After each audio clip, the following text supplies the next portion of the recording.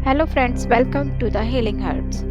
आज जो कहानी मैं आप लोगों के साथ शेयर करने जा रही हूँ वो एक रियल इंसिडेंस बेस है।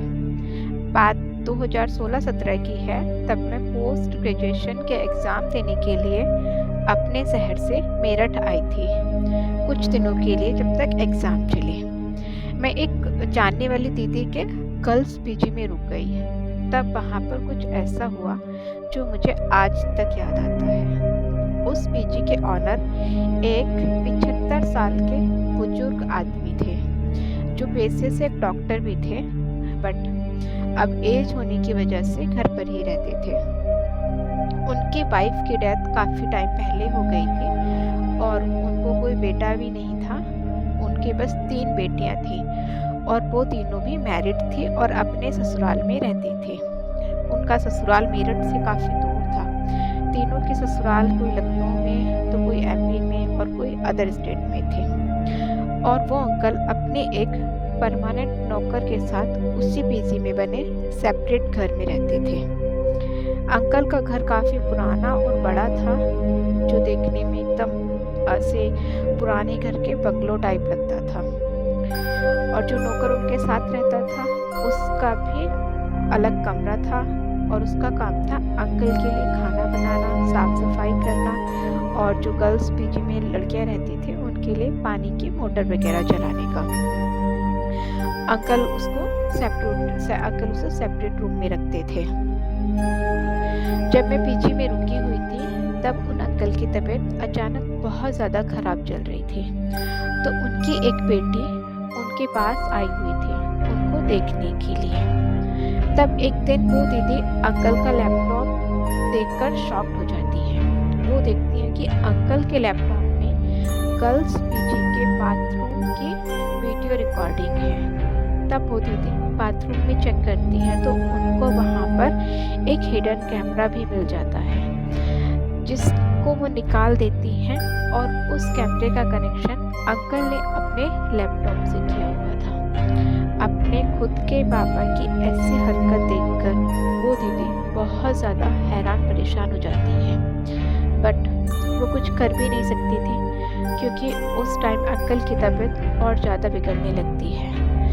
तब उनको हॉस्पिटल में एडमिट करना पड़ता है और हॉस्पिटल एडमिट करने के 2 दिन बाद ही उनकी डेथ हो जाती है।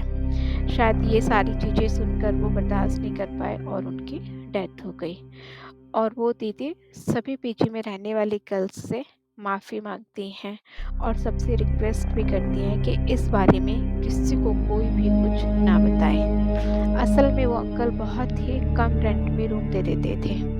जो लड़कियां होती थी गरीब और छोटे घर से आई हुई, जिनके पास पैसे नहीं होते थे, मिडिल क्लास फैमिली की लड़कियां जो सोचती थी कि कम पैसे में रूम मिल जाएगा तो वो कुछ बचा लेंगी।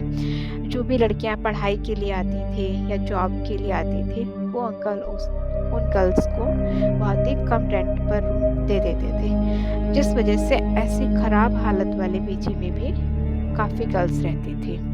और फिर जब अंकल की असलियत सबको पता लगी तो सभी ने पीजी खाली कर दिया और पता लगा कि वो अंकल उन वीडियो को किसी के साथ शेयर नहीं करते थे और ना ही कोई ऐसा लिंक मिला जिस वजह से पीजी गर्ल्स ने भी कोई एक्शन नहीं लिया कि हाँ उनकी वीडियो कहीं वायरल हुई हो या किसी साइट पे डाली गई हो या फिर किसी को बेची गई हो।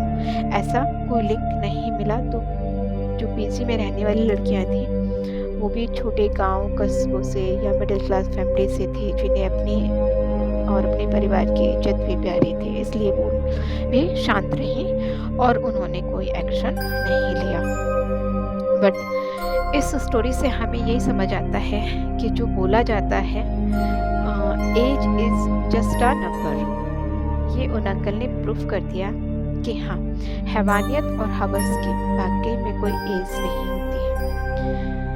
बाकी गर्ल्स हॉस्टल, गर्ल्स पीजी या रूम रेंट पर लेके रहने वाली और जो भी गर्ल्स अपने घर से बाहर रहती हैं पढ़ाई के लिए, जॉब के लिए या फिर किसी और मजबूरी में, तो मेरा उन सभी गर्ल्स से यही रिक्वेस्ट है, यही निवेदन है कि अपना ख्याल रखें और सेफ रहें। किसी पर भी बहुत जल्दी विश्वास ना करें।